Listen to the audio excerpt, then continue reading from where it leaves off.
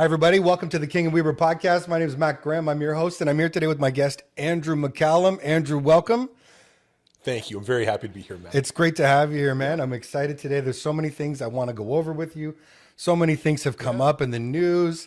We had an election just last night.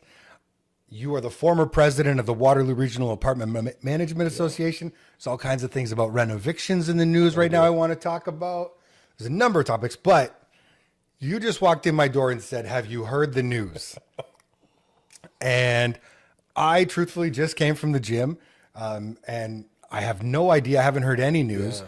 So can you please tell me what you've heard? Scrolling. You wanted to talk about Sure. this. Just before I came, I had a few minutes, and I was sitting down, scrolling through my Instagram feed, and there is a post from the illustrious President Donald Trump.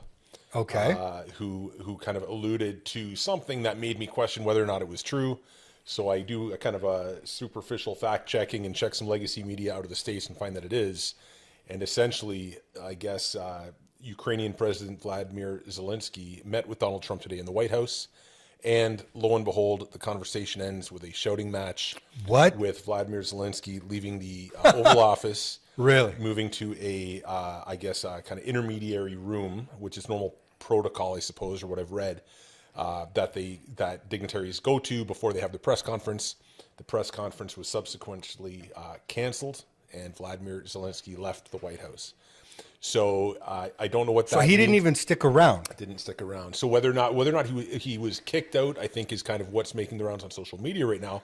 But I can tell you that my fact checking on the CNN, MSNBC, Fox News all had very similar top stories on their news feeds. Wow. About there being a shouting match and how this is not a great whatever happened is not good for anybody. Wow. Yeah. So we'll see.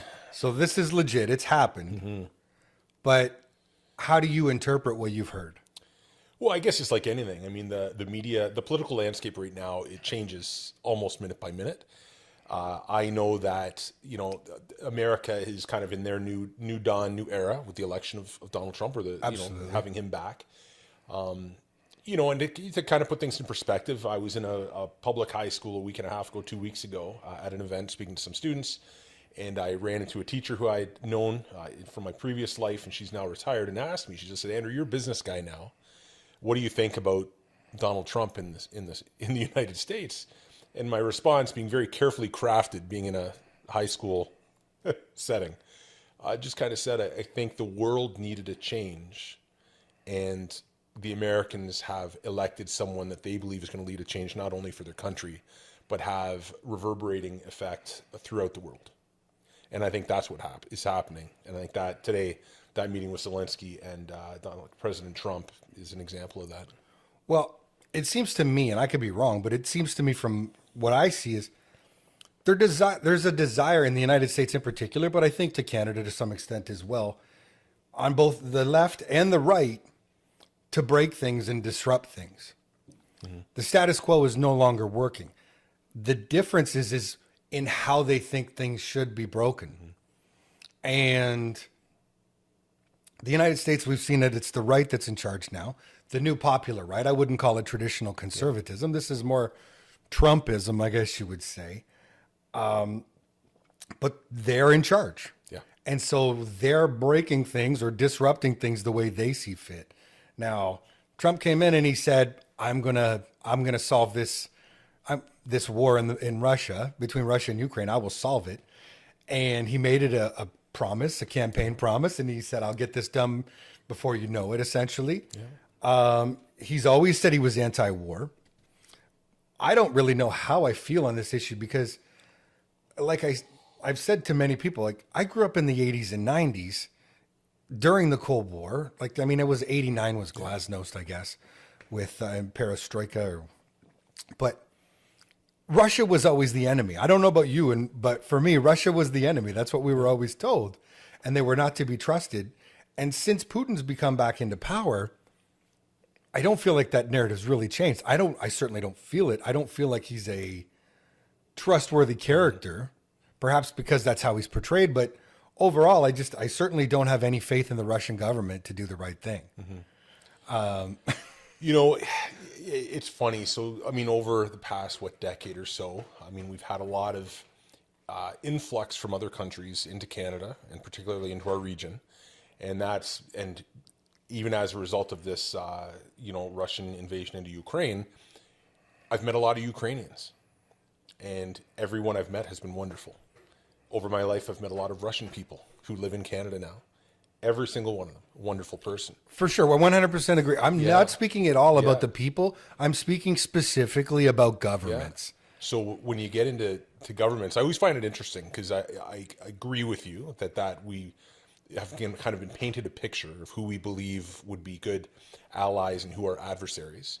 And in the case of, if we use Russian government as an example, if we want to get upset about policy and how it impacts populations, I kind of think we just need to look in our own backyard first and maybe clean up our own room first. To be a little more inward looking wouldn't hurt.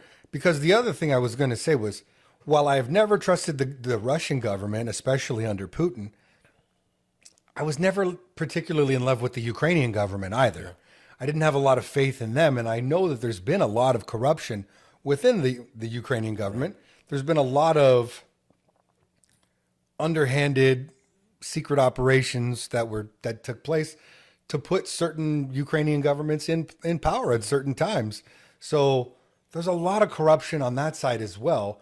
It's not like they're the most, upstanding characters. So I'm talking about the governments, the people, absolutely great, but I'm talking about these two governments. More than anything, I think what Trump is saying is he doesn't want any more war, and hundreds of billions of dollars have gone to this. Mm-hmm. Money, lives. They were saying somewhere I read the other day, somewhere in approximately 100,000 lives. Yeah. 100,000 lives. The entire population of Waterloo essentially wiped out. Yeah. So massive, as far as I'm concerned. Peace should take place. Now, the other thing is Ukraine continues to ask for more and more money, more and more. Justin Trudeau just offered $5 billion to him in specifics. Yeah, and then made the announcement for the high-speed rail between Montreal and Toronto. Yeah. All from a guy who says he's stepping down. So it's miraculous stuff. That's a great way to describe it. Absolutely miraculous. From a guy who says he's no longer in charge. We'll get to that. But with regards to this Ukrainian thing, we continue to give more and more aid, but what's the end game? Nobody can tell us what the end game is. Is Russia going to be willing to lose? I don't think so. They're a nuclear superpower. They're no longer a superpower, but they're a nuclear power. Right. So a nuclear power is not going to lose. It just depends on how far do we provoke them. Yeah. And so where does this end? That becomes the question. And there is no amount of money that will satisfy the Ukrainian government, the Ukrainian military, because they need more and more resources just to keep up with this Russian military. And everybody's sort of at a point where let's try to figure out a peaceful end to this. I still think, again, on the opposite side, one more point would be, when I'm looking at the Russian government, when people say, well, NATO was encroaching and they were getting so close, it was like a knife at our throat. What did you expect us to do? My only argument on the other side would be, how bad of a partner do you have to be that all of these Baltic nations don't want to partner with you? Mm-hmm. You've got Estonia, you got Latvia, you got Finland, you've got Ukraine. All of these countries together are like, can we please join NATO? Can we please be part of this other group? We don't want to partner with that side. So how bad of a bad faith actor do you have to be that they don't want to partner with them? You know what? It's interesting, and I am by no means a history buff or expert or geography buff or expert, but I think it's very interesting when you pick the point in time, right? So right now, you pick Russia versus Ukraine. You go back 20 years, 30 years, 40 years, and I know there is talk about NATO expanding its footprint. The exact opposite direction that was wanted and agreed to by Russia and the United States, but here we are today, right? I don't know what the end game is. All I know is that there's great uncertainty between some of the most powerful countries in the world right now. Absolutely, it will be really interesting to see how this unfolds. I've never heard of this in my lifetime, of a shouting match leading to a president of a foreign nation being escorted. Yeah. Either leaving on their own will or being escorted. Either way, it's just not something that I've heard of. And most people that have been coming to the White House in the last few weeks have been bending the knee. Yeah. I mean, Macron, the Prime Minister of Japan, I don't remember his name. It escapes me at this moment. Keir Starmer was there this week. Okay. From England. Yeah. Again, trying to put together business deals, trying to avoid tariffs. Yeah. All sort of more or less bending the knee to this great superpower. Well, I think, yeah, I mean, not to, kick the horse, but one of the most interesting things to me about Donald Trump, and I mean, he provokes a reaction from anyone as soon as you bring up his name. Absolutely. So he was president, and then he was not president. And when he was not president, I remember he was speaking somewhere, and I forget where, but he made a comment about NATO allies not paying what they had committed to. Yes. And I remember when he said that, the next day through the news, the news cycle, countries were standing up, and that includes Canada, saying, like, what? Like, people, I don't think, populations didn't really understand that their governments had made these commitments and then weren't making them. And I just think, like, that's a very powerful thing for a non-president to be able to do and kind of get a reaction like that. And now, of course, now he's president again.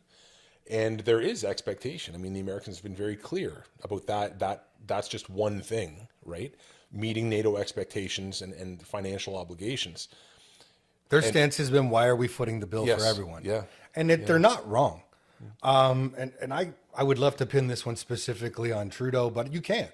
This has been an issue since Pierre Elliott Trudeau, as far as I can tell, where we have just constantly underfunded our military, one administration after the next, to the point now where our resources are almost completely depleted. Well, for a country geographically our size, or the size of Canada, and with a population the size that we have, I mean, it is a challenge, right? Like defending a border that is as large as ours. With going a up to the population north. of 40 million. Exactly. And you do kind of wonder. I think it's all made us think, well, what can we do to contribute and, kind of ensure security and safety for our country? And maybe the world, because we're in a different technological age, maybe there's a different way to approach it. Instead of having bodies living up on the far northern borders, which right now I think is policed by our rangers, which don't number in great they're not in great numbers. But anyway, I just think it's a real. I think what Donald Trump has done is he's made countries reflect on what their priorities are, and it's very clear that either you're with us, and if you're not with us, here's kind of the decisions we're going to make about tariffs, et cetera, et cetera. Here's the other issue. We have underfunded our military for so long. We are now in such a weak position. And suddenly what we think is our greatest ally, the United States, is suddenly coming back to us and giving us the old Janet Jackson, as I always say. What have you done for me lately? Nice reference. Yes, absolutely. And we haven't done anything lately. This is it. We've completely underfunded our military. So if the United States wants to do anything to us, we're so weak right now that they easily could. This is we're in a very vulnerable position. Yeah. And so for us to take a position of strength is very difficult. Yeah. And I'm very concerned about this, but it is the wake-up call perhaps that we need. Whoever comes into power next will have to beef up our military spending. We'll have to find a way to convince young Canadians to get into the military, to join the military, to stand up and defend our nation. That will be a very difficult thing to do right now, considering everybody's taught to hate this country, it seems. That's a different story again altogether. We are, I agree. We're vulnerable. I think Canada is vulnerable. And right now, and we've always lived next to the elephant, right? That Always. And so that's no surprise. And it's just when you have a leader who is in the position he is in right now, and you've got a country that is vulnerable, it's... Well, and specifically, too, Justin Trudeau mocked Donald Trump on several occasions. He poked the bear very, very specifically. In quite a hypocritical fashion in a couple of times in particular. When he stood up at his speech saying America had an opportunity to move us forward on women's rights with regards to Kamala Harris, basically chastising anybody who voted for Donald Trump. while simultaneously throwing Chrystia Freeland completely under the bus. Within the same week that he gave this speech, he literally says to Freeland, I'm going to fire you. I'm going to give the job to Mark Carney. But before you go, I'd really like you to deliver all this bad news about our $63 billion deficit. Yeah. Yeah. This is the same person. Yeah. It's, you know what? And so I'd say, And you know Trump is vindictive. He is a vindictive individual. So when you go out and you publicly chastise him, what do you anticipate will happen? Yeah. You have to think that there's going to be retaliation. Well, but I think there is a sense of being untouchable, and I think that you've got JT and you've got many liberal supporters who kind of feel that a Donald Trump type of person is that they're above it, right? Like there's that feeling that the way the president handles himself is not worthy of attention or response. And that's when you get into this whole conversation about elitism and who, and you have these, describe the two camps that exist in Canada now, right? Like really no different from the United States. You've got one party that is, one group of Canadians that are a little more conservative, and you've got one group of Canadians that are a little more liberal, but both are kind of digging in their heels and saying to the other side, everything you think I disagree with. And there just doesn't seem to be that common kind of understanding or common space where we can meet. And JT just happens to be the guy that was elected into power. I mean, yes, he stepped down now. Yes, he's I don't know. He says we're working day and night. Yeah. I don't know. Yeah. So, but it is like, it's interesting to see, even for me, and I'm not a big participant in social media, but when I look on and I see Facebook posts by retired, civil servants, kind of detailing their outrage towards the Trump administration, or even in Canada, the Conservative Party of Canada, I'm surprised by what people are putting out there and how, I have to admit, like it feels like a very detached, elitist communication that I don't really want to be a part of. Like, I would have to agree. I think the Ontario electorate would have to agree with us too. Let's jump over to that because there was an election last night. Yes. And the Progressive Conservative Party of Ontario, led by Doug Ford, absolutely destroyed the competition. Yeah. One-handedly, and I think every legacy media outlet will be the first to point out that it's not as many seats yesterday that he had the day before or in the last election by 2 or 3. Well, and they're specifically doing that for a reason. Yeah. They're doing that because, in my opinion, for the last 2 weeks, they've all been saying it's a lot closer than people think. This is going to be a much closer race. We need people to get out. There was a definite bias, in my opinion, against the Ford campaign, wanting people to believe that the Liberals and or the NDP, the Liberals in particular, I think that they had a chance. Merritt Stiles gets 25 seats under the NDP. I don't think I hardly saw any coverage of her whatsoever. Overall, it was a very, very quiet campaign. Now, I personally think that this was a stroke of political genius. This was a huge risk no matter what political stripe you fall under, it really doesn't matter. In a parliamentary democracy, this is gamesmanship at its finest. Because in a parliamentary democracy, you can call an election as the leader whenever you want. You have that opportunity. We don't have set election dates. And thank God for that, by the way, because quite honestly, if you look at this U.S. system where they're in perpetual campaign mode, they're constantly campaigning. Like as soon as they lose the election, they're already like, well, who's going to be the leader? And it never stops versus Doug Ford calling one now and say, hey, we're having an election 4 weeks. Yeah. The difference is A, it doesn't take over everybody's time, and B, it saves millions upon millions of dollars in campaigning. Yeah. So with that said, he calls this campaign, he calls it for 4 weeks. He calls it in the middle of February. And he calls it when there's this whole shitstorm going on. You've got the Trump stuff going on. You got Justin Trudeau stepping down. And then there's a liberal leadership race. And this is all at the federal level. There's infighting within the Liberals. he, in the midst of all of this, he says, yeah, I'm going to call a campaign. I'm going to call an election, excuse me. Yeah. And these people are not stupid. He's got lots of people around him who saw the numbers and said, we can get a majority right now.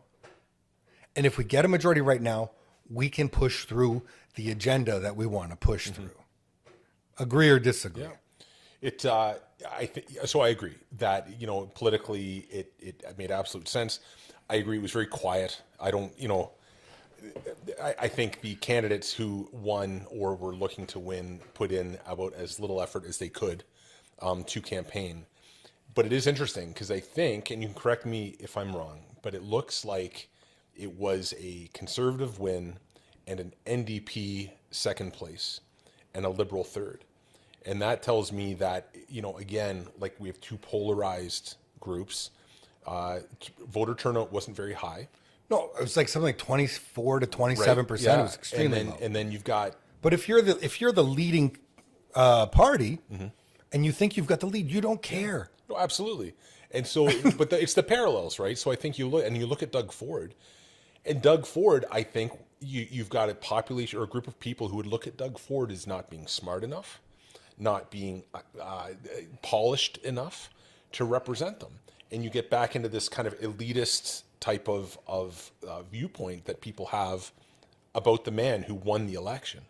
And so, I think you can draw some similarities to the United States. If you're really looking at the political map, we're in a sea of blue right now in this province.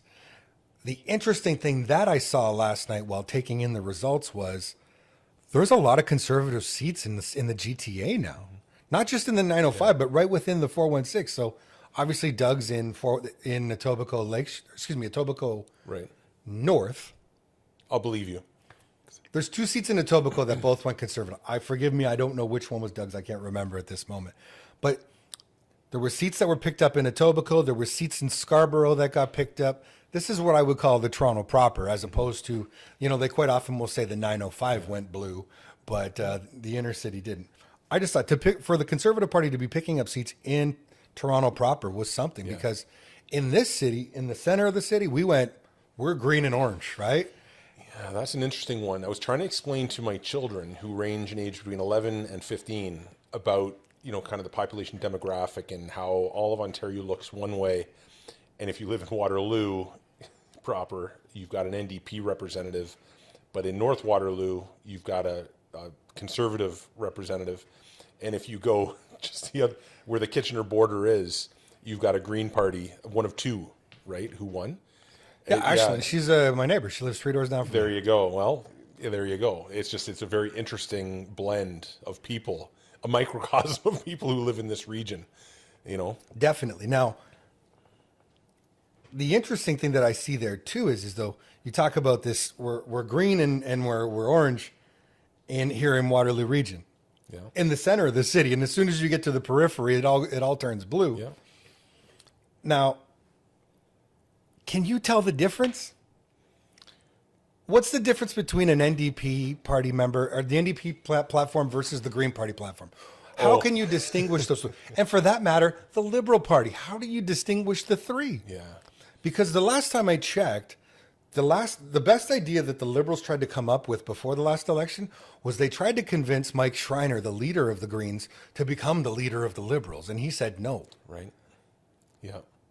So how do you really distinguish these three parties? If I had an answer, I think, I could help out a lot of people. I look at our demographic here and where the lines are that turn from Conservative to either orange or green. And the outskirts of Waterloo region, I mean, as soon as you get out of kind of the neighborhoods, you get into farmland and you get into the townships. And I think that's just a very interesting consideration that, you've got hardworking folks who kind of are on the more open land areas of the region who would by their vote would say they're more conservative. And when you get into kind of the uptown areas and downtown areas, it's a complete flip and complete reversal, which, it's got to be consistent with what you find in other cities, right? In urban cores. And Poppy and I were talking about this last night. What's the difference there? And I think, in my opinion, one of the major differences is people, for the most part, that live in urban centers, which I live in, think that it's the government's responsibility to take care of a lot of things for them. That it should be the government that should be providing them. A lot of people in this region think it's the government's job to shovel snow. Yeah. Yeah. Whereas when you get into the townships, when you get further into more smaller towns and more rural areas, and I grew up in Strathroy, that's my hometown. Yeah. I'm bragging now, but Props to Strathroy. Strathroy. Very Ontario boy myself, but Beautiful. That's another conversation. When you get into the smaller towns, and especially in rural areas, you recognize that the government is going to do very little for you. So you realize that if the government isn't going to do much for me, then I'm going to support the government that traditionally has had a limited scope. Yeah. And I think that's one of the key differentiators. Yeah. A lot of people that live central, I expect the government should be doing this. It's the responsibility of no, it's not.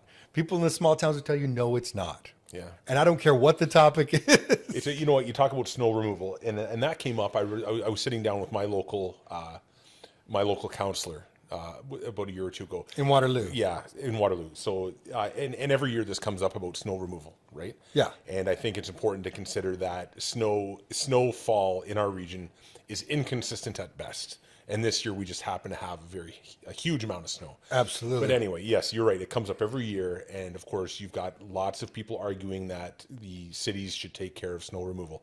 Well, of course, and I forget which counselor it was, I think it was a Kitchener counselor. And he alluded to, if we go down the path of having the city remove snow on all sidewalks, the support for that alone, right, the call center that would have to be developed for complaints would just be exponentially expensive. And that makes it almost impossible to run because people would never be happy. You would never satisfy them. The budget would become infinite. Yeah. Yeah. No matter what. So when asked, and of course I have a sidewalk in front of my house, my personal residence, when asked what my opinion was on that by my counselor, I said, I hate removing snow. I hate being responsible to have to, shovel snow. But I do not want to get my city and my tax dollars tied up in an impossible system where it will be nothing but anger and frustration dumped on the city, which will then be tasked with addressing all those complaints. So I said, just leave it. Let the people shovel out their own snow sidewalks and. The poor snow removal people would have to wear a bulletproof vest. Absolutely. Protective glass windows or everything. So anyway, I'm glad we didn't do that. Just to go back quickly, I just want to go back to this. That's one of the reasons I think that we see this big shift in, this difference between rural small town versus the cities. Because downtown London went all NDP too. I don't know if you saw. Toronto was a mix of NDP, Liberal, and Conservative. Guelph and obviously Kitchener Centre went green. With that said, I got to give Aisling Clancy credit. I do not support the policies of the Green Party. But what I can say is that Aisling is probably one of the hardest working campaigners I've seen in my lifetime. And I as someone who has campaigned, I know how hard it is to get out there and to knock on doors every day and to be at events, to be present. And this poor woman has literally been campaigning for the better part of 3 years straight. Yeah. She campaigned for 6 months to get a council seat in Ward 10 in Kitchener. She held that seat for about 2 months before she campaigned to become the Green candidate for Kitchener Centre. Then she candidated before they even called the by-election. She campaigned for at least 6 months around Kitchener Centre to get enough votes. She wins the seat, finally gets a seat in the Ontario legislature, only to have Doug call a snap election on her. So there it is. Hardest working woman in local politics is Aisling Clancy. So while she did win, I don't know if she won because she's part of the Green Party. I really think she won because of the effort she put in. Right. I see what you're saying. Well, I mean, we now have an NDP representative. Catherine Fife's been up there for years, right? Well, yeah, and so I mean, all I can say is that that's where I live, and through thick and thin, we're not moving. No, but not necessarily the representative. Now, there's two other storylines. One was just like Bonnie Crombie does not get her own seat in Mississauga. Yeah. So the leader of the Liberal Party of Ontario does not win the seat in Mississauga that she ran for. I think in Mississauga, Cooksville, I believe. But the thing I couldn't help but think about when I saw that was, it's not like they dropped her. Like when you have a leader of a party, you want to make sure they get a seat. Right. They usually give you the most cherry seat that they can find available for you to run to make sure that you're going to get the win. This woman was the mayor of Mississauga. She was not some unknown to the region. Yeah. People weren't like, I never heard of Bonnie Crombie. Who is this person you speak of? No, she was the mayor of Mississauga. Yeah. And yet she still lost. I don't know how. I mean, we're in this really strange flux right now, and I don't know how. You've got the federal Liberal Party, you've got the provincial Liberal Party, and I think as much as candidates and members want to distinguish themselves from each other, it's impossible. And I can't understand how whether it's Bonnie Crombie or another Liberal candidate who is running, can try and, if they were having a conversation with me and say with a straight face, everything's okay, our governments are working for you.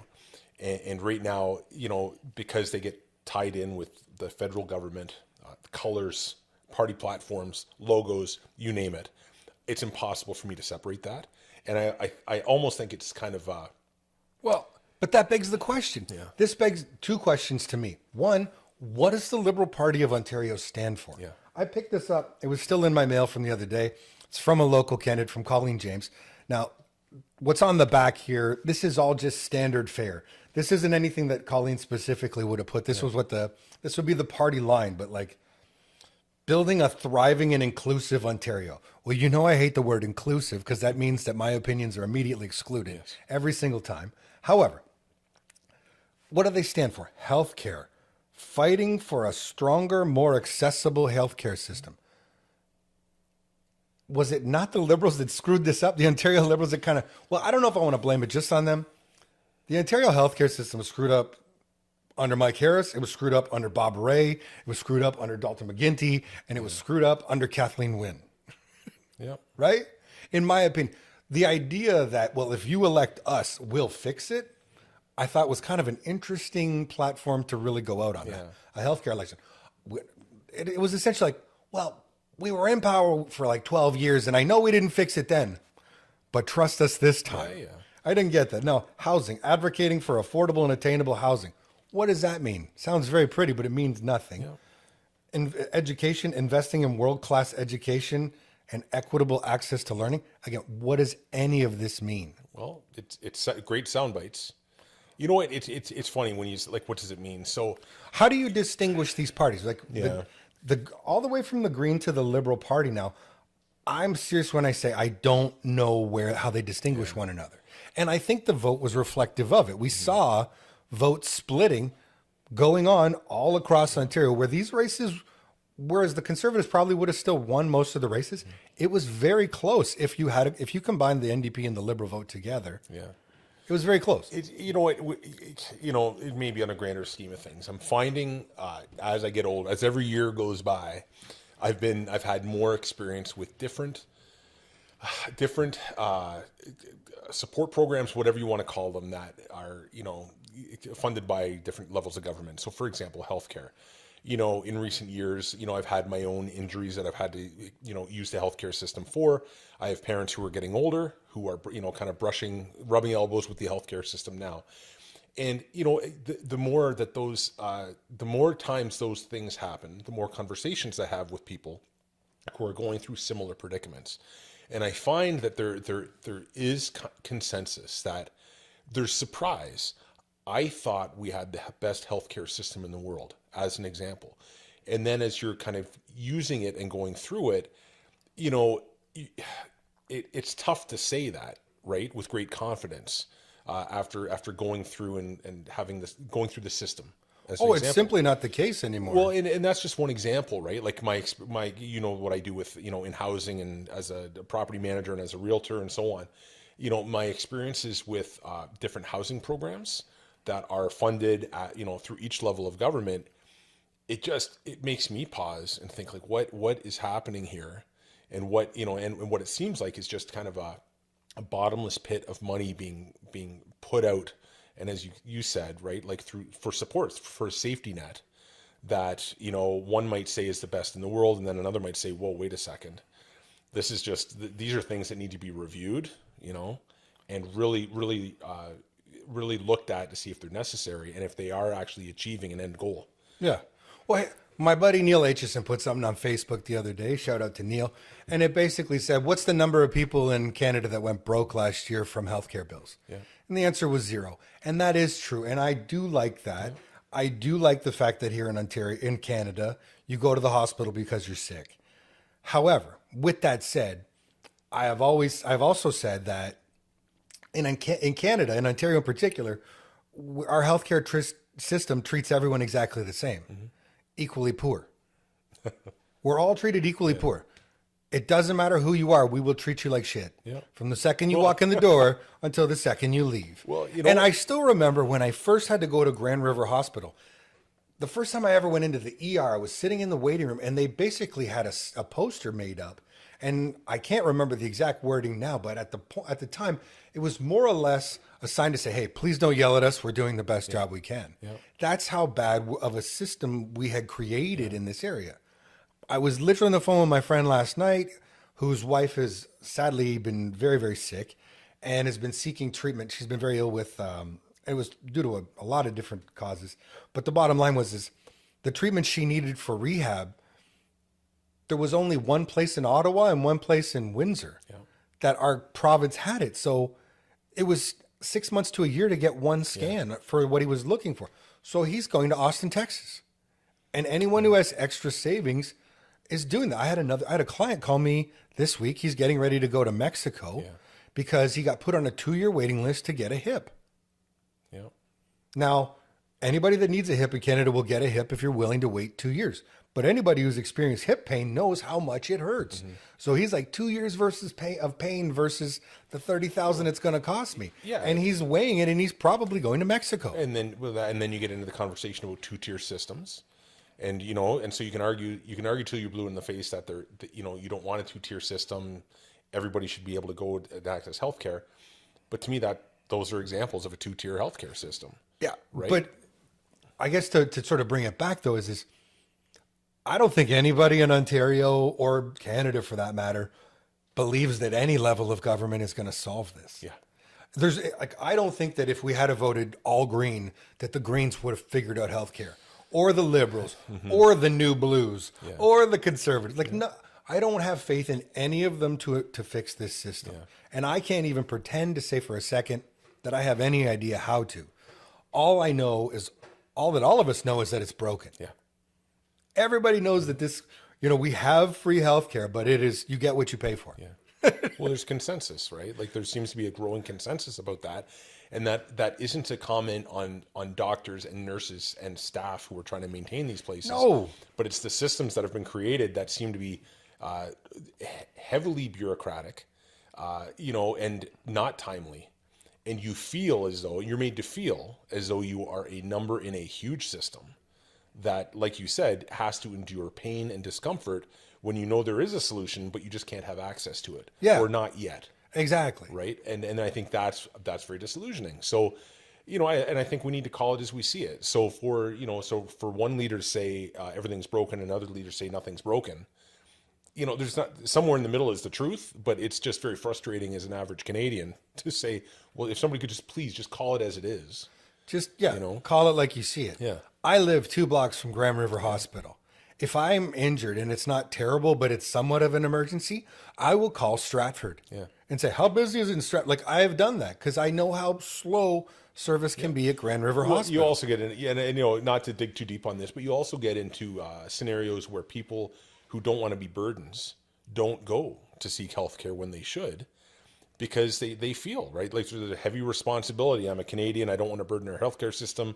I think I can probably get through without having a doctor check. And I can tell you, I was one of those people. Somehow I was able to get in some pretty hardcore mountain bike accidents. One was over. One was with some rocks that didn't move, and that was the right side of my rib cage. And the following year, almost to the day, it was a tree that didn't get out of the way, and I did my left side.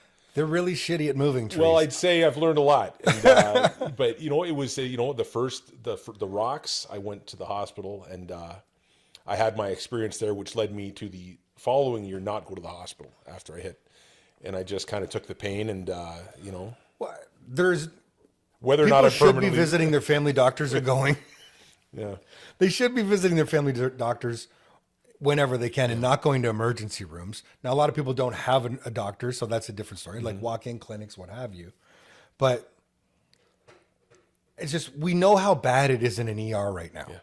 Everybody in Canada knows how bad it is, at least in this city, for sure. Everybody knows how bad it is to have to go to an ER. Like, it is, unless you are literally dying, you could be waiting for hours upon hours. What do you- And it's a scary thought. None of us want to endure that. Well, what do you think though? So maybe not like ERs, but what do you think about the idea of getting old now in Canada? So here we are, Aging in Canada. 2-3 years after COVID, after long-term care homes, old folks' homes were kind of hardest hit.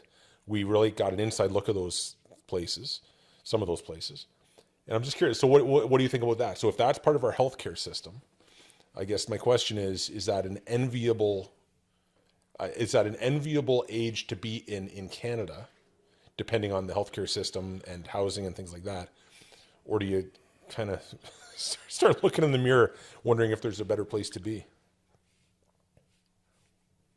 It's a great question. Yeah. I can tell you, as someone that's in the life insurance industry, we're living longer than ever, despite what anybody might say. Like, there's a lot of YouTube clips out there on health and how to live longer. We are living longer. Yeah. When I was a kid, my great grandmother was in a home and she was 80. If you go to homes today, no one is 80 unless they have, severe dementia, Alzheimer's, something along those lines where they need constant care. But the vast majority of people in long-term care now are 90 plus. No kidding. Oh yeah, much older. So we are getting older. We're living longer. The question is what kind of life are you going to be living? Are you going to be living in like where you're mostly immobile because you haven't taken care of your body? Are you going to be taking all sorts of medication? Are you going to require oxygen? Like what are your last 20 years going to be like? And if you are the type of individual that's going to require constant care because you haven't taken care of your body, I don't think Ontario is a great place to be unless you're very wealthy. Yeah. If you're very wealthy, there will be lots of new Canadians that will be working as PSWs that you can hire to come.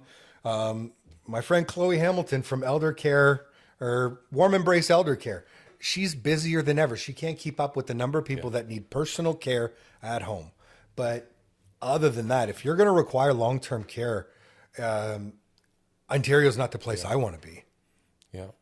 Interesting, isn't it? Right? Like we're grateful to be able to go to the hospital. We're grateful to be, serviced, whether or not it takes a year or 2 years, or, if it's an emergency, they'll deal with it.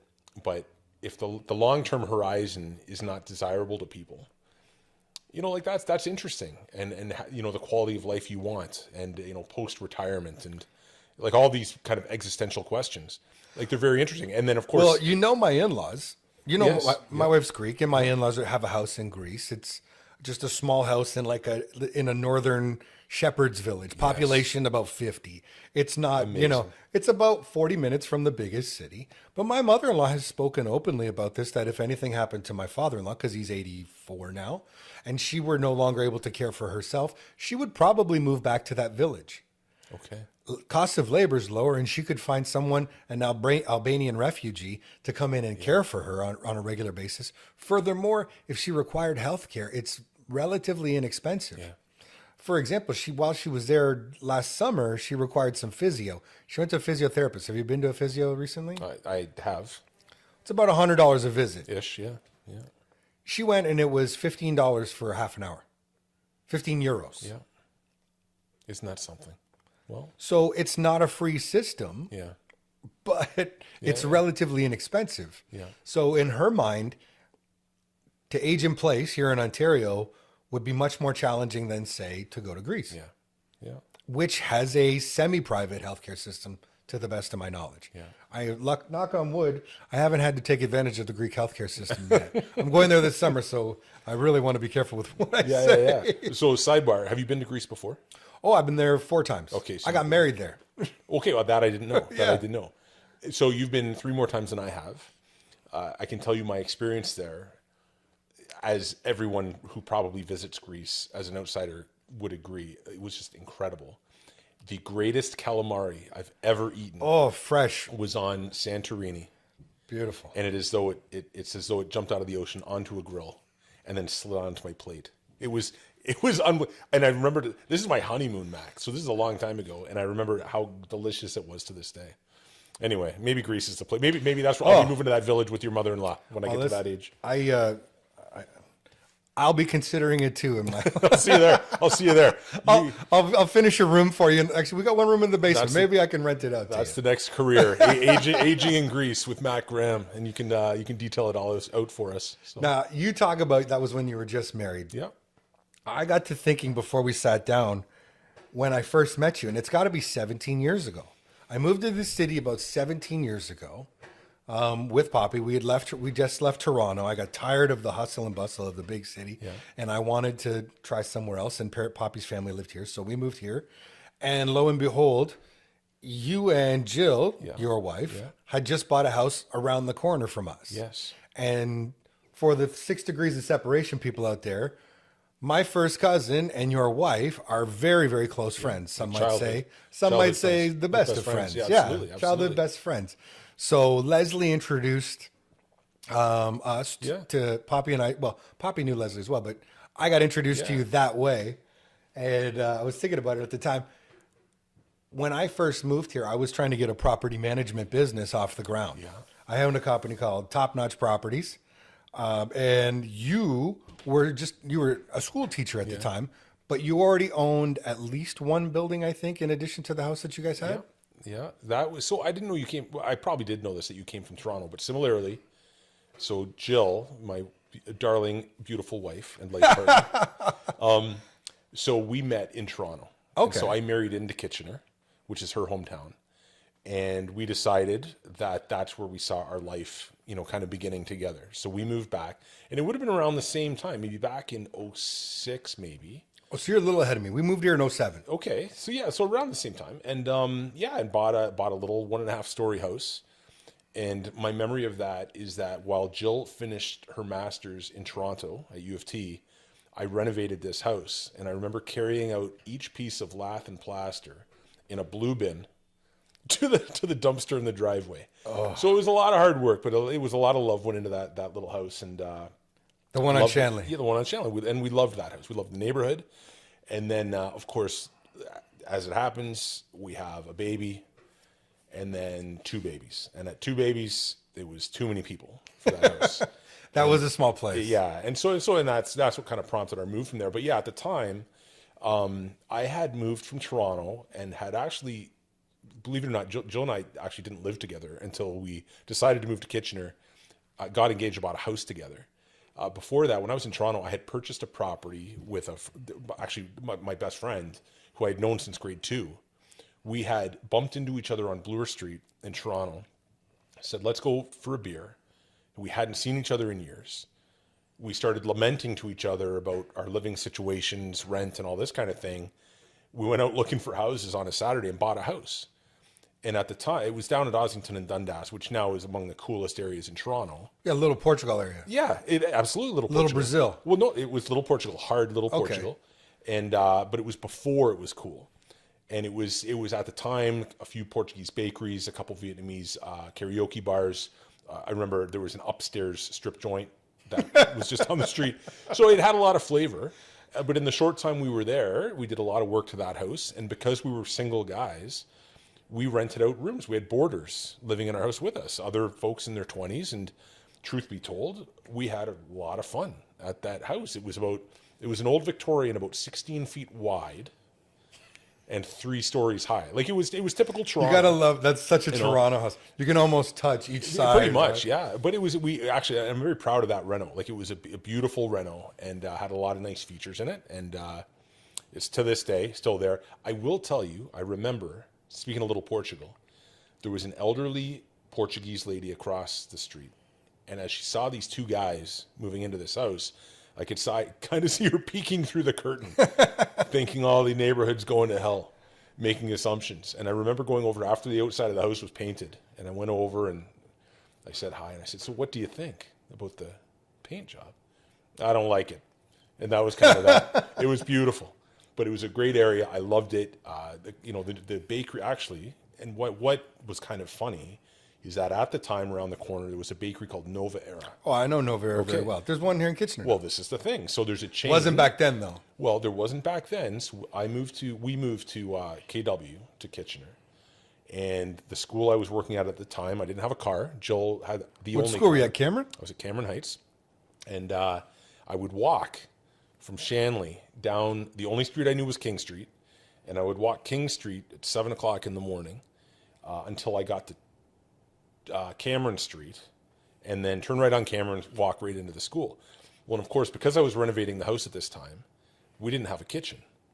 And I would stop at an old Coffee Time Donuts, and I would buy a muffin and an orange juice and go eat my breakfast inside the school. A year, maybe two go by, and on my way and beside that Coffee Time, there was a Harvey's restaurant, a hamburger. Yep. I remember it. And it shut down. And I remember time went by and a sign went in the window, said, coming soon, Nova Era. And I thought the heavens were opening up. This is the bakery from around the corner from my house in Toronto. It's from Familiarity. Greatest custard tarts. Oh, the Kajadish. Oh. They're one of my favorite things on earth. Amazing. And of course, it opened up. And actually, in a funny twist, it was the same owner as the owner of the place in Toronto around the corner from my house. But to this day, and you know Nova Era, bustling business, fantastic bakery, great coffee. Oh, yeah. Yeah, anyway, so that was my Cameron Heights experience living downtown on Shanley Street. So now, but from having that house in Little Portugal, yeah, you got the real estate bug. yeah, It caught you. I don't know if it caught it. I don't think it ever caught me in the same way. I had been reading a lot of books on real estate when I had met you. Yeah. I'd read Rich Dad Poor Dad by Robert Kiyosaki. Yeah. I had read David Patchell Adams' book on running a business. Yeah. I had read a bunch of Wealthy Barber, obviously, but there was all these things on wealth building, and most books were talking about real estate as ways of building wealth. I had met a couple of people. I'd gone to some RAIN meetings in the Real Estate Investors Network in Toronto. So you and I just hit it off. It was just really easy to talk about. Your path at that time was you were going to be an educator, and then you would buy real estate on the side. I was trying to start a property management company. Yeah. I didn't have any money to buy any more real estate. I bought a house in the neighborhood, but I didn't have any more money to buy real estate at the time. So I was looking for a different avenue in. I thought I will start a property management company. It gave us a lot to talk about. You wanted to do renos and rentals, and I wanted to take care of properties. Yeah. And we always had lots to talk about. Well, I remember. I think we went to a couple events together, and and always great conversation. And I think more than anything, and I think, without making assumptions, but I think we both come by it honestly. Like, I found that the real estate piece and doing, let me say, minor renovations, right? Like, I was not able to build a house from the ground up, but I was able to go in, work hard, sweat a lot, and be proud of that. And I found that was kind of an outlet, like blowing off steam, and kind of doing my thing. And as things happen, it's just, you kind of have one project and then another one comes along, and it just worked out. But I think because we have that in common, with every good story, there's also like stories from the trenches. Oh, I have plenty of those. I don't have any good stories. That's the problem. And I think we kind of were able to lament with each other, and it's good to have that kind of support, right? Where you can kind of tell somebody, this is what's going on, and they kind of look at you and they're like, I understand. Well, see, this is personally, I wanted to get involved in real estate because I read other people said you should be in real estate. I kept on trying to fall in love with it. I was looking for a path. I didn't want to be a realtor because, quite honestly, I don't want to show people 40 houses. I don't have that kind of patience. And I think you should as a realtor. I just don't have it. Yeah. And so I didn't have any money to keep buying. So I thought, okay, I'll manage properties. But it turned out I'm probably the world's worst property manager. Literally, I've never picked a good tenant. I don't think I ever had a good tenant at any. I did buy ended up buying several properties and managing a few for other people. My apologies to those of you out there who took advantage of my services because I couldn't fix anything. So you would blow off steam by building something, fix them. I can't fix anything. I can barely run a broom. Yeah. And so I could always bring stories though. Yeah. Because I was constantly dealing with problem tenants, drugs, alcohol, abuse, destruction, vandalism, and trips to the tribunal. I have been to the one thing I can give people advice on is rental tribunal, landlord rental or renter tribunal, because I have plenty of experience in attending. Yeah. It's, you know what I'll say, I think there's that rule, right? Like 99% of people are awesome and 1% of people, take 99% of your time. Somehow you were able to dial in and have your entire experience. I was on the other side. Be that 1%. You dealt specifically with that 1%. I got to tell you this story. The last time I did anything with real estate, my wife's cousin owns a property here in the city. And I told him, listen, I'm a terrible property manager. I don't want to be involved in helping you with your property because it just doesn't work out. And he says, yeah, I understand. And they said, listen, I'm in a pinch. He calls me. He lives in Toronto. And he says, Theo, if you're listening, he says, I'm in a pinch. I just need you to show a property to about 3 people. I need to show this one apartment. They have a triplex. And so I say, okay, I will show the property. I'll open the door and I'll let people have a look around. So I do that. I go over to the property. There's 3 different couples that come in and check out this 2-bedroom. And then when it's done, Theo calls me and he says, okay, so what do you think? And I'm like, well, you don't want to know what I think. It doesn't matter. You don't want to know what I think. He's like, yeah, I do. I'm like, well, there was this one young couple. They seemed really nice. If I was going to pick any, I would probably pick them. They would be the ones. Sure enough, doesn't he go, he looks at their application and he looks them up online. He does a Google search. The first thing that comes up when he does a Google search of their names is they have a GoFundMe page to help pay the back rent that they owe in the place they're being kicked out of. Ouch. Yeah. These are the kind of people that I'm like, see, I always want to believe the best in people. Yeah. And so when they tell me, yeah, we're looking for a place. We got a baby coming. I believe them. I'm like, oh yeah, it sounds really good. I don't hear that, oh, we're 6 months behind on the last place and they're throwing us out. Yeah. The Google search it reveals a lot and not always great stuff. I will say, over time, I think real estate is a very sexy, romantic conversation investment wise, but I would say there is work.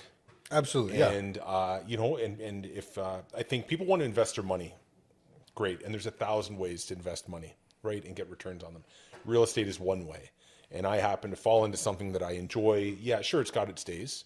I manage the properties, I renovate, where I can now, and now I'm at a point where I get in somebody who's got the skill, But I would say to your story, that one of the, and this, you don't want to have a circular conversation about government, but with regulation, particularly in Ontario, it makes owning and operating a rental property very, very, very challenging. And I would say very risky. So I think that's a consideration for people who might be listening and thinking, I want to go out and buy my property. I think that anyone considering owning a rental property should attend the landlord tenant tribunal at least once. You should sit through it just once, minimum, before buying your first rental property to get an idea of what happens when things go south. Yeah. I have literally sat in there and I have watched landlords forgive $5,000, $10,000, $15,000 just to have somebody out. Yeah, I've got stories too, and it's not for the faint of heart. I've always said that. You mentioned this at the top end of the show that I was involved with the Waterloo Regional Apartment Management Association for actually a long time. Yeah, so why did you take that gig? Well, I enjoyed it. Like, I guess this is the thing, right? Like, I kind of immersed myself. So I had my day job, and I was a teacher, then I became a vice principal, and I worked at different high schools in the area here, and had built up this other world outside of that world. And there's only so many hours in a day. And of course, speaking with Jill almost ad nauseum, I think she was exhausted of me talking about the different, trying to make a choice, and children, family comes along, and I had to make a decision, right? And I think actually the best advice I got was from my buddy who I had owned that house with in Toronto. And he always kind of repeated, Andrew, don't look at what is pushing you out of something. Look what is pulling you into something. And I looked at this kind of small business world as an opportunity, and it did. It got its hooks into me and kind of pulled me into it, and with the support of Jill. And things have worked out. Things have worked out, and I enjoy it. But it was a change, and I would say, I guess I meant more like the REM. I know that you made this transition, and that's a huge transition.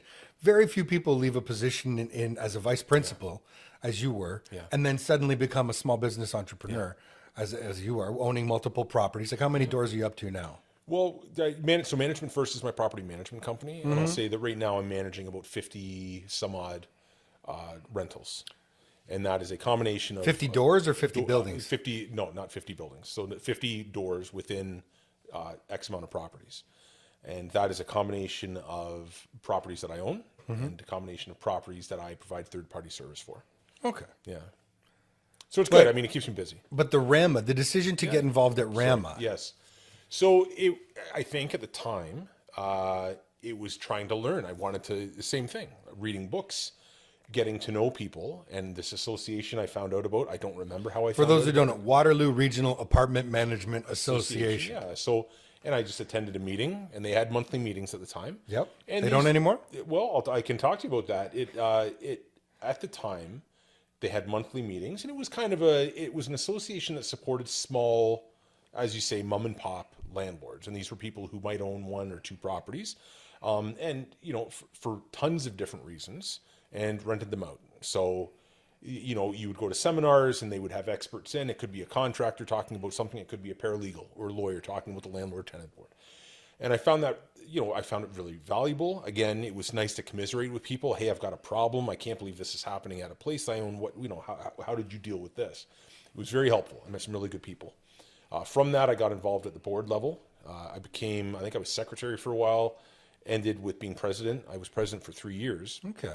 I remember when you were president, and I knew you remember, but I just never found out why you became president. So to become president, I guess like anything, I was interested.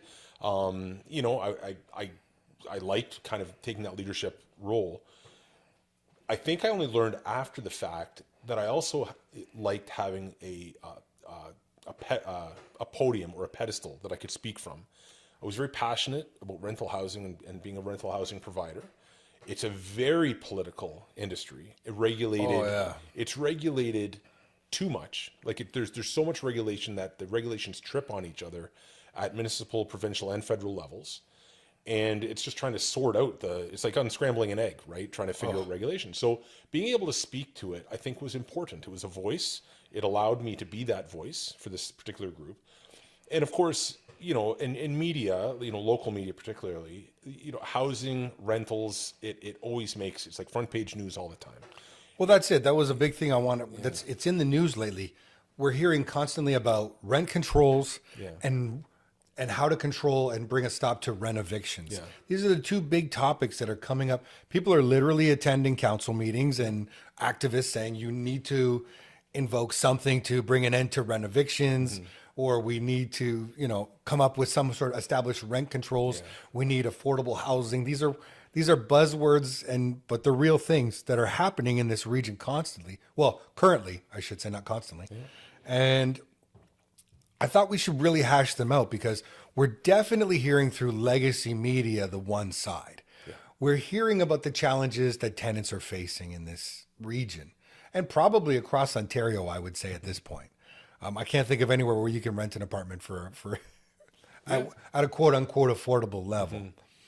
But with that said, I think painting landlords and building owners as the big bad wolves is not fair either. I think people need to understand a bit more on the other side. And I thought we could talk a bit about that. Yeah, I always said, so I have my little brother lives in Vancouver, and he and his now wife purchased their first home, which happened to be a condo, I don't know, within the last 10 years. And Vancouver, of course, is notorious for being the most expensive city to live in Canada. And we had some interesting conversations. So I think at a high level, I remember conversations being about renting versus owning. And I would say to him that if we lined up 1,000 people, half of them would say that owning a property is better, and half of them would say that renting is better. And each has its nuances, and each has its pros and its cons.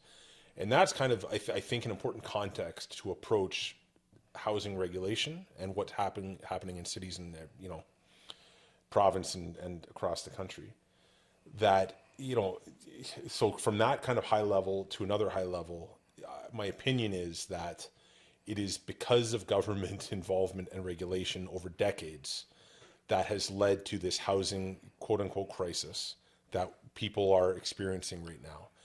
That, the cost of housing and the cost of renting, the cost of buying is exceptionally high and out of reach for average salaries that people make across the country.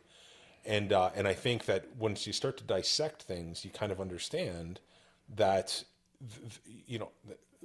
there's a lot behind the scenes. So, for example, you talk about rent control, and I'll give you an example. So in Ontario, rent control is a reflection of the Consumer Price Index, which is released every year.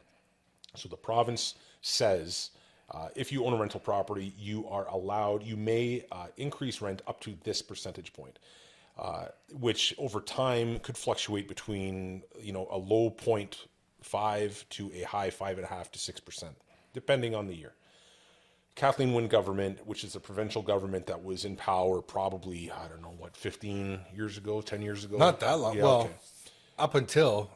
up until 8 years ago, I guess. Well, 7 or 8 years ago. Yeah, I remember it was her government, and they put a cap on rent increases. Yeah. Saying that no matter what the CPI comes back with, 3% was your max. 2.5. 2.5. 2.5 is the max. Now there are, so we've got that to consider in one hand. And then, of course, you've got the Ford government, which just won the election again yesterday, who, in, I believe it's 2018, new build purpose-built rentals as of 2018 were no longer subject to rent control. So now you've got these kind of two different systems addressing rents and how much they can be increased by. And of course, the increases reflect costs that are associated with properties. And, and I think one of the stories that doesn't get spoken about a lot is that there are folks who are, good people who are renting places, homes, and apartments right now who are paying a rate of rent that is so far below even what would be considered an affordable rent that it doesn't make sense at all in the mathematical equation to run a building. No, I agree. And so basically, I think the moral of that story is that folks who moved into a building 20, 25 years ago and have not moved, it's like they've won the lottery, because they might be, in a real life example, paying about $650 for a large 2-bedroom apartment and being a single adult and doing that. And this is the challenge that we face and that everybody faces and nobody can answer. I'm just maybe you should put your mic a little closer. Sure, I can just do a that. couple inches. There you go. There we go. But see, we've got this issue where the media, the legacy media, and the average individual always want to paint a landlord as some very rich and wealthy corporation or some very rich person. What they don't recognize is that the average landlord in this city or this region or this province is somebody like yourself, or a married couple, just a typical married couple that go and work a job all day long. A lot of them are new Canadians, that they moved here 30, 40 years ago and bought rental properties. But I always use the example because we have a German background in this city, where a typical situation in this city would be, okay, you've got Hans and you've got Helga. Truthfully, Hans and Helga would be neighbors. And they built a triplex in 1972 in this city. It's a purpose-built triplex, and it's got 3 units. So in the 3 units, it's got two bedrooms and a 1-bedroom in the basement. And they lived in one unit, and they rented the other 2. They built it in 1972. They built it for $40,000 total or something like that. They haven't raised the rents in 20 years. So the property is now has maybe a gross rents of like maybe $1,500 a month or something, for the whole building. But that triplex is their retirement plan. And they, according to market rents, they think that they're owed, and they feel as though they're entitled to $1.2 million, $1.3 million for that property. Yeah. right? So they're owed $1.2 million or $1.3 million for this property. Somebody wants to go and buy that house. So a new couple moving into town wants to buy that triplex. Well, let's say they even have $200,000, then they've still got $1 million mortgage to service. Yeah. And if they're only collecting $1,500 in rent off of that property, they're going to be paying out of pocket, what, $2,000-$3,000 a month? Yeah. I think if we take a step back, we need to talk about property rights. Okay. So people, Free enterprise. yeah, people build property, and they do it legally. They are, they can use it for what they want to use it. Then you get into regulation and things like this. And I think this is the piece, right? Because people you can argue about, should people be making money off homes? What's a rent? Should people be paying rent at all? And all these conversations that are almost, they're not, there's no, as you said, there's no end game to that conversation. But I think, somehow owning property and using property, whether or not you're renting it out for a residential purpose for a family to live there or to a business, it has really become a point of contention, and people get angry about it. And that is what I think has driven, particularly municipal governments, to start these draconian bylaws, right, that have to do with renovictions or have to do with licensing. There's or whatever. so much regulation at so many levels of government that they all, like you said, how do you dissect them and how do you break it down? We're living right now in a country where somewhere in the ballpark of 2 million people have come to this country in the last couple of years. 2 million. There's a million with some sort of refugee or immigrant status. And then there's another million that we think came here on student visas. Mm-hmm. That's the approximation from CIBC, not my personal numbers. But nobody asked if we had enough beds for them. Yeah. Nobody asked if there was any space. Yeah. The feds just said, open doors policy. But nobody asked, well, is there enough space? Well, there isn't. So now we have a shortage of housing. Mm-hmm. And market and property, which traditionally is a commodity. Commodities are based upon economics of supply and demand. Demand is through the roof. Supply is low. That creates higher prices. Yeah. And this was government policy. So then you've got, this government policy is causing problems. Here's the solution. We'll create another government policy. I think it started conversations about, the deep philosophical conversation that's going on right now is housing a human right? Yeah.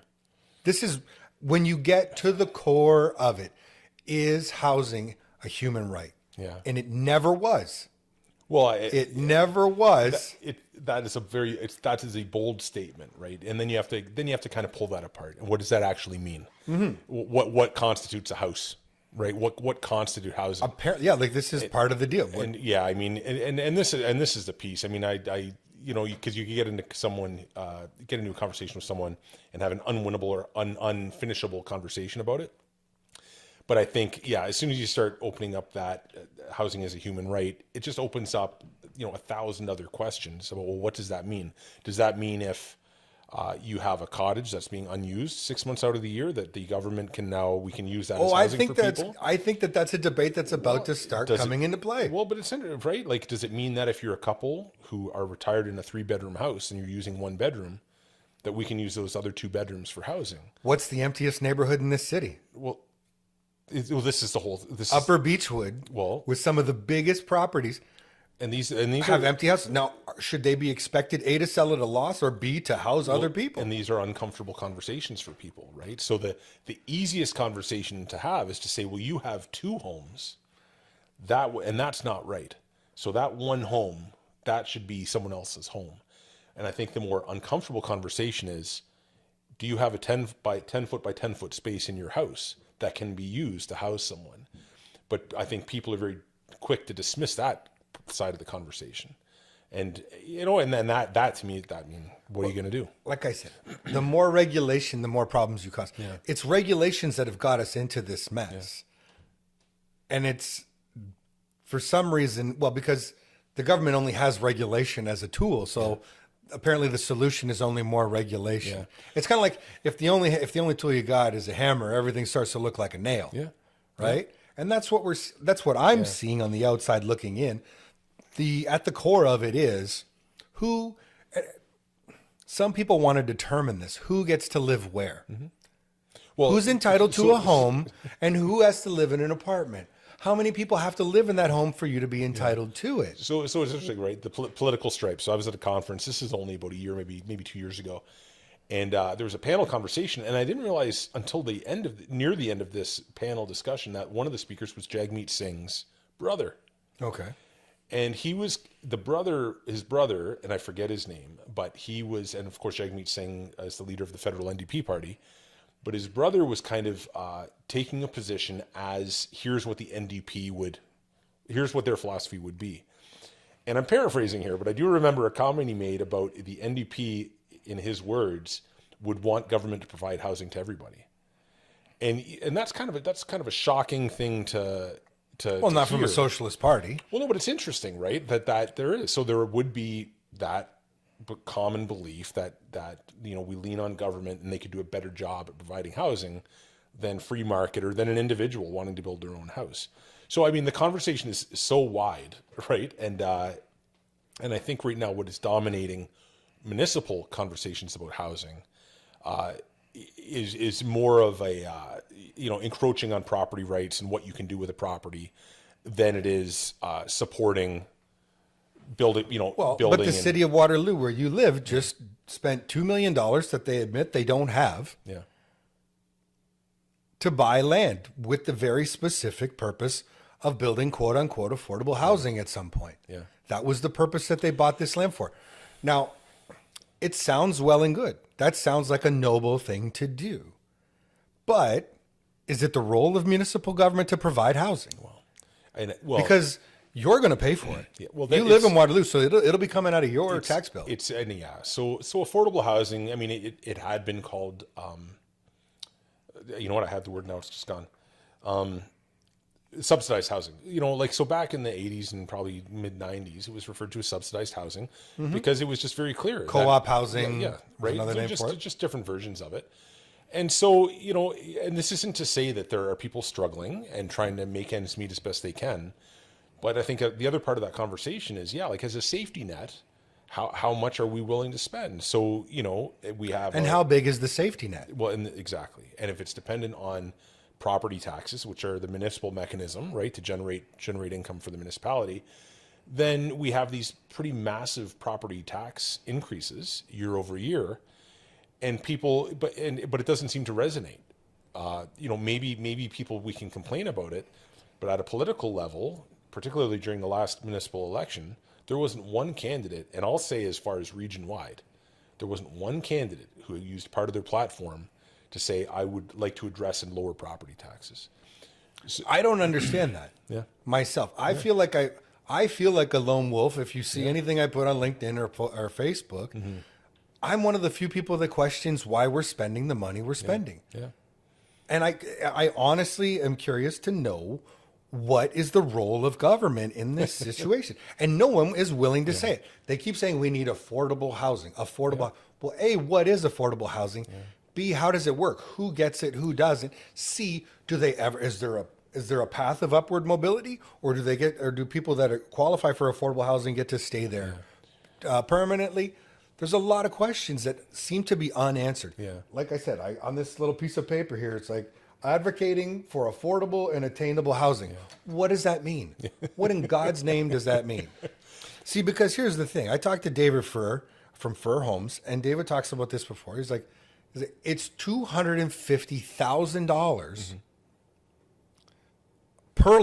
per building lot in the Waterloo region before a shovel's gone in the ground. And that's taxes and levies. And fees. Yeah. So if you're advocating for affordable housing, but you're charging $250,000, how can it ever become affordable? Yeah. If we're $250,000 before we put a shovel in, to me, $250,000 is already a lot of money. It's you know what I mean.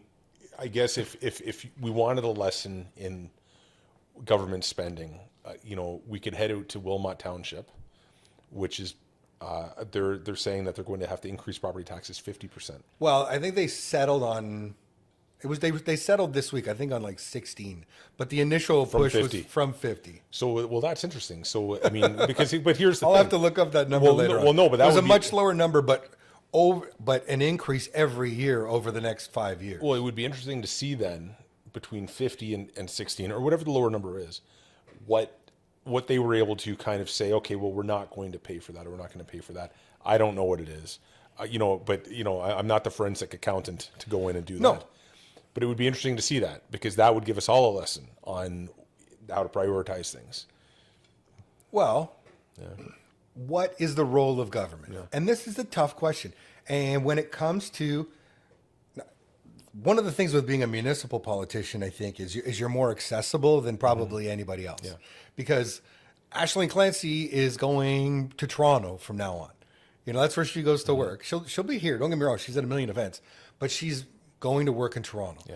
Your local councillor works here. You can walk down to City Hall. Your mayor is here. They can come and bitch right at you. They can just come and get in your face because you're here locally. And so you feel a need to perhaps try to solve this problem, regardless of whether or not it's actually a municipal, falls under municipal jurisdiction. So they feel compelled as though to try and make a change. People are yelling at them to make change, but it's not a municipal issue when it comes to this renoviction.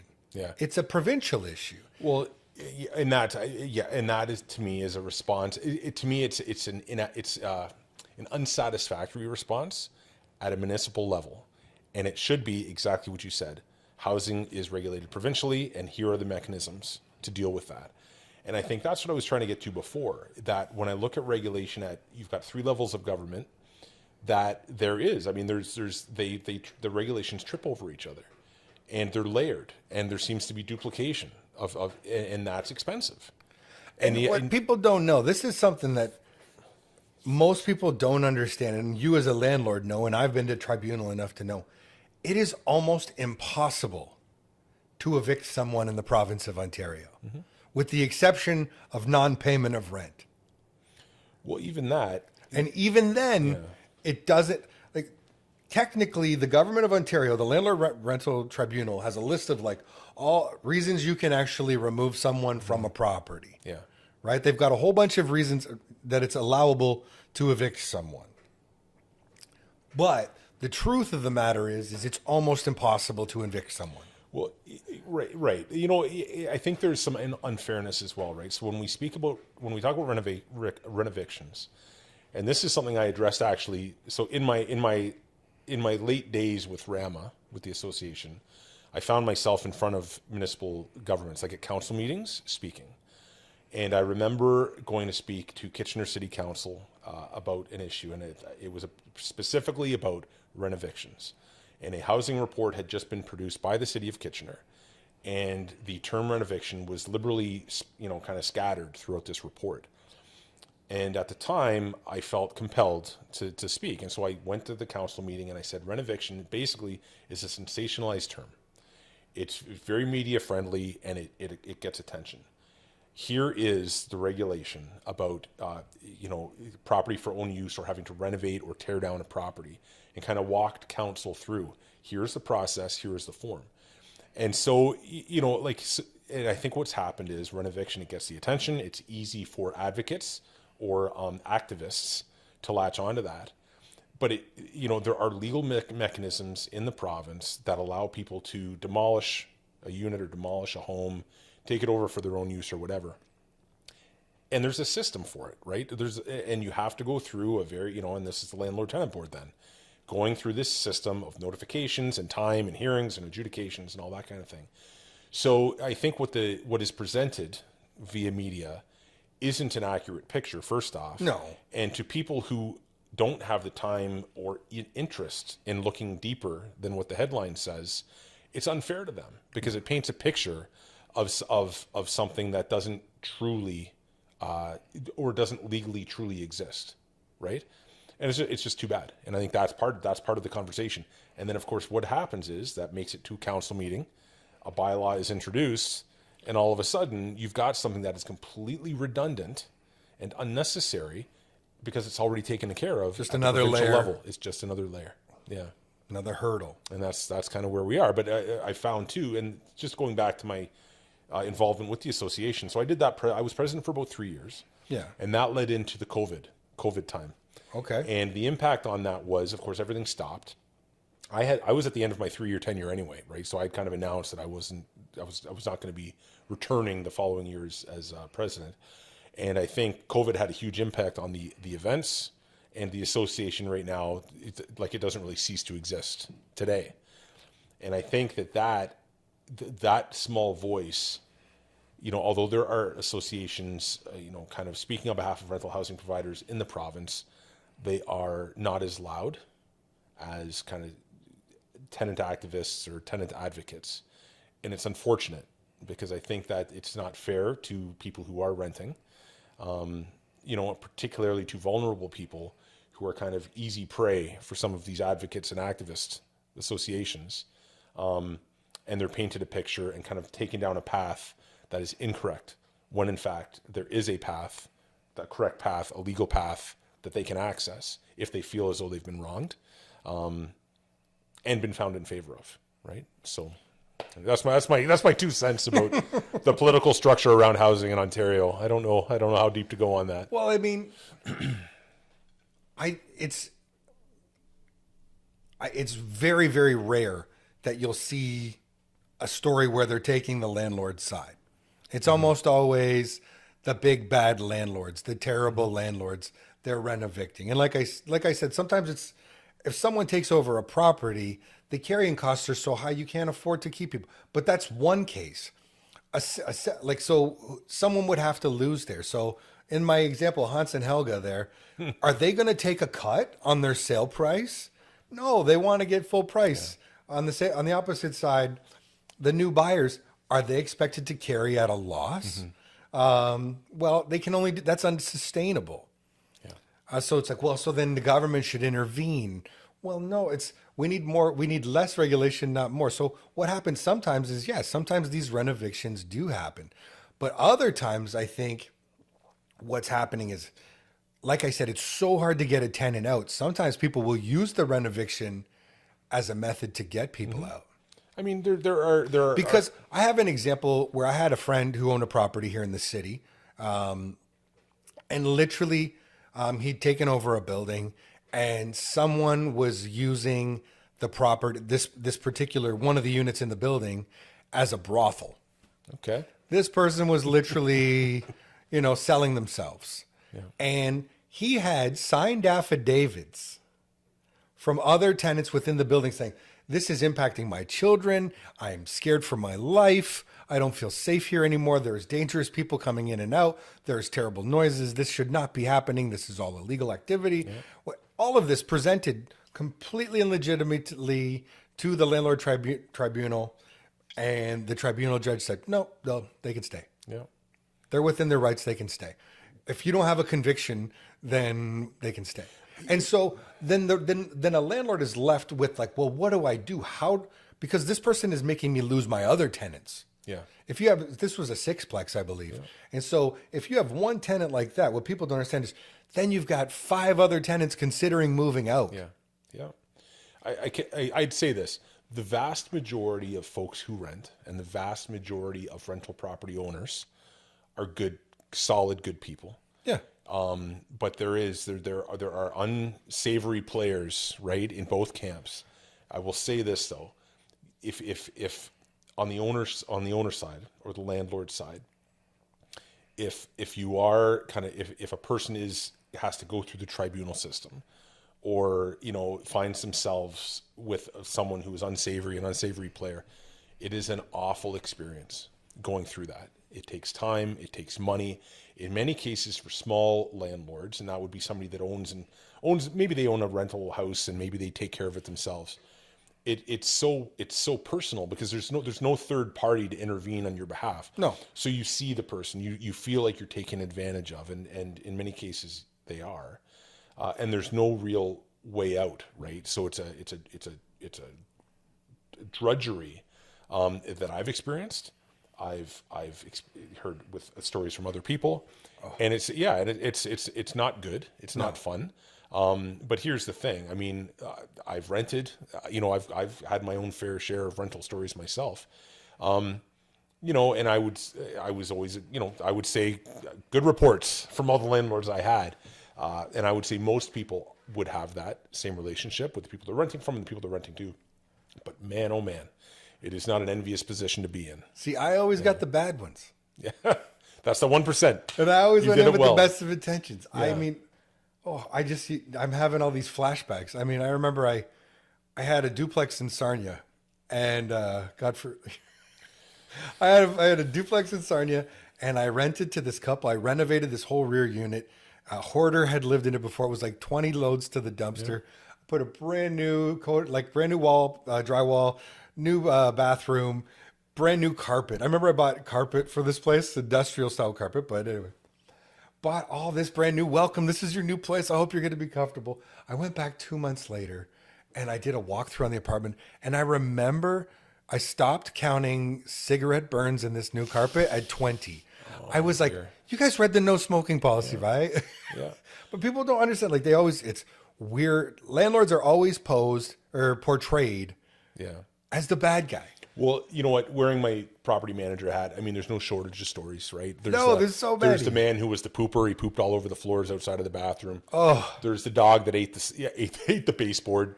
I've seen that happen a number of times. Yeah, and there's the people who smoke who feel like, nobody else can smell it. There's the woman who, answered the door with no shirt on. Like, there's lots of stories, and they're fun and they're exhausting all at the same time. My favorite one, though, still, I have a friend. I have another friend. I know a lot of landlords in the city. A woman gave birth in his bathroom at one of his rental units. She was a guest, not didn't actually live in the building. Wow. Gave birth in the bathroom. Wow. Which I have not ever experienced childbirth. My children are adopted. I love them. Yeah. But I haven't had experienced live childbirth. Messy, from what I understand. Oh, jeez. Was the landlord asked to be the godfather? Was that, No, but he was forced to clean up. Well, see, the interesting story. And I so mean, that's a story it is he'll not share with his every family for the day. rest of It his is life. not every day that you're cleaning up placenta off the floor. Well, hey, now maybe he's going to med school now to be a doctor. Who knows? It could have been inspirational. Perhaps. But yeah, there's no shortage of stories. I mean, I can say that. But I would say this again, like, it's important to remember that the vast majority of folks that I've worked with in my time as a property manager have been they're good folks, good Well, that's people. because you're a good property manager. Too. I don't know. We'll see. Well, time will tell. Time will tell. Yeah. Oh, I guess I'm much happier with paper investments. I enjoy helping people with life insurance policies, segregated funds, annuities. These are the vehicles that I choose to work with now. Today's episode is brought to you by Klein Financial. There we go. Retirement and estate planning made easy. Amazing. The selfless plug. And your company is again called So Management First Management First. is my property management company. And then I wear my hat as a realtor with Royal LePage Woolley Realty in Waterloo. Beautiful. And so, so I'd say, when I moved from being a vice principal, I wanted, my dream was to have a life immersed in real estate, and I truly have a life immersed in real estate. And so we'll see where things go, not done yet, but I've got, the wisdom and experience and no. So what's shortage of next? So stories. what is the plans for 2025 and beyond? It's short term. I've got a small development project that I'm doing at an existing property. And I'm excited about that because I've not really, although I've done lots of renos, I've never started from the ground up. So this is exciting for me.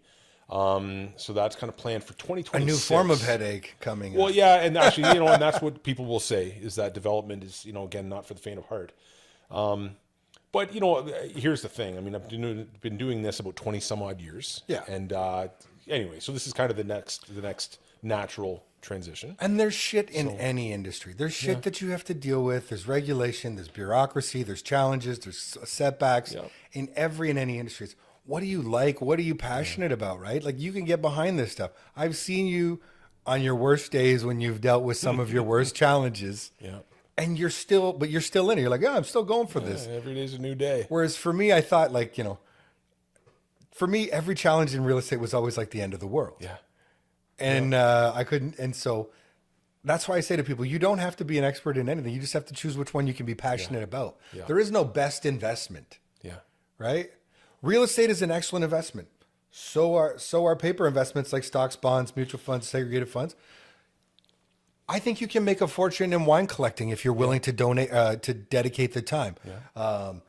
Commodities. If gold and diamonds are your thing, there's people that make a lot of money in that. You know, it's interesting having children, and I'm sure you've experienced similar things. And I think this relates to a lot of the conversation we had to politics, to investments, that things change over time. And so the interest of a 15-year-old today is far different from the interest that she'll have when she's middle-aged, right? Like I am. And like political needs are different. Political needs are different at age 20 than they are at age 50. And I'm really cognizant of that now, right? Particularly as I go through What are the political needs of a 15-year-old? My son's not sharing them. Well, you know, I'll say this though, like it is very interesting, right? Like that idea of people should be treated well and fairly, and that like that's a real hardcore maybe center position for my kids. Not that I don't think everybody should, but it's interesting watching them and kind of talking to them about, well, listen, if you could cast a vote today, who would you vote for? Financially, and I love when I have a chance to talk with somebody who's in their early 20s, maybe at school right now. And I ask them two questions usually. I'll ask them about cryptocurrency and tell me a little bit about your interest and knowledge of crypto. Like, are you using it? Is it something that's even on your radar? Do you buy things with it? And then the second question I asked them was electric cars, EVs. If you could buy an EV right now, would you buy one, right? Versus a gas-powered car. And so it's really, the answers are interesting, and it comes from a spectrum of different people because every day is different. But I love hearing that because, and that's typically I find they are far different answers than I would have with my peer group, right? Yeah. My friends. Yeah. And there's this desire that, and it's been ingrained in all of us to come up with a way for everything to be equal for everyone. And I really believe that's a late 20th century, early 21st century desire. Because historically, show me the country where everything's always been equal for everyone always. Yeah. It's really, it doesn't exist. Yeah. Well, but there is a desire more and more amongst young people towards these socialist ideas. Mm-hmm. And so the question becomes, they say, well, there should be equality for everyone. Everyone should be equal. And one of the examples I've read recently, it was like, is a teacher using an example? So, okay, if everyone's supposed to be treated equally, I'm going to give you all the same mark on all your assignments this year based on an average. Yeah. And so what happens, right? So everyone in the class gets a C, hypothetically speaking. Well, the underachievers are extremely happy because they barely did anything and they thought they were going to fail. Now they get a C. The overachievers are very upset because they busted their butts and only got an A. Yeah. And only got a C. They feel as though they should have got an A, but they only get a C. So when the next assignment comes up, what happens? The overachievers end up doing less and less, while the underachievers weren't doing anything in the first place. Yeah. It creates this race to the bottom that they don't realize. It's so I guess the other side of that is that we've immersed our kids in sports. So they play sports both at school and outside of school. Mm-hmm. And that experience, I think, right, like that really does, you work hard and you can win. If you don't work hard, you work hard and you're rewarded. You work hard, if you don't work hard, you're not. Some days you work hard and you're not rewarded. You know what I mean? And it's kind of balanced out. Yeah. But it's there, like I think that, yeah. But see, we're seeing it even like I've seen in gymnastics competitions. That's where I've attended a number of gymnastics competitions. My son was big into the high bar at one point, but was on the boys team. That was the first place I'd ever gone to a gymnastics competition where the award ceremonies were over 2 hours. Yeah. Because we were giving awards for every discipline from 10th place through to first place. Yeah. And in many cases, there was only 10 people compared. And the kid who gets 10th doesn't really feel proud. Yeah. They don't want to go up and get it. So, but it makes it less for the person who got first. Yeah. If everyone gets here's what I can say. Okay. And I grew up playing sports too, right? So when I was a kid, I played football and rugby And I've had a lot of fun. And I owe a lot to those. Those were my experiences in high school. And now I've been blessed with daughters, 3 daughters. Yes. And I grew up with a brother, so this was all new to me. But there is nothing, I mean, watching the girls play hockey, watching them play lacrosse, watching them play basketball, they're vicious. Women's sports, they are fighters. And and I say this with surprise because of course I didn't grow up. I grew up playing football with boys and rugby on the boys team and all that kind of thing. But they are vicious. And they're 11, 13, and 15. Watching an 11-year-old girl play box lacrosse, it is, I wouldn't want to get caught in the middle of those two teams. They are that, Mac, they're vicious players. Lacrosse is a vicious sport. It's a whole thing. It's awesome. I always said, because my one son played lacrosse one year, and boy, oh boy, it's a level playing field. Like when you go to hockey, especially at the younger ages, not every kid can skate. But let me tell you something. Everybody can run. Mm-hmm. And so it levels that playing field. And they hit and they hack and they chop. And it's vicious. Convinced if you put me in a helmet and with a lacrosse stick in an 11-year-old girls lacrosse game, I would get killed. Absolutely murdered. Well, you run out of breath pretty quickly. Yeah, I'm telling you, it's quite something. But so yes, I think we hear a lot about that, about kids not being pushed or driven, or kind of that hierarchical work ethic, right? Working to get ahead and getting on top. I live and work in with, I guess, groups of parents like-minded like yourself, right? Get kids involved in sports. And if you find that they're not getting, if that's not how things are being handled at school, in their sporting, in the different sports they're involved with, it's another place they're finding. But not every kid's involved in sports, and most kids drop out of sports by 15. True. That's what we say. What's different to some people is there's people that seem to be seeking. Well, we're all looking for somebody else to do it for us. Mm-hmm. You know what I mean? I don't want to have to put in the effort. And one of the best lines I've heard that I stick to is like, the elevator to success is broken. It's out of order. But the good news is there's plenty of room on the stairs. Yeah, there it is. But not many people are willing to take those stairs. Yeah. And people are like, well, we shouldn't have stairs. We should have an escalator. Yeah. Well, somebody should be helping me get up these stairs. When that conversation is happening, I'm already up the stairs. I've already started. Yeah, the sweat's already starting to pour out of my pores. But listen, we could do this probably for another 2 to 4 hours. Absolutely. If we had more coffee. Yeah. But I don't want to take up the rest of your day. This has been awesome. I've got to have you back on again. I'm so glad you came in today. Episode number 2. Thank you very much. Thank you for having me. And for everybody who tuned in, thank you for watching. Have a great day. That's the end of this episode. Right on. Thanks, Mac. Awesome. Right on.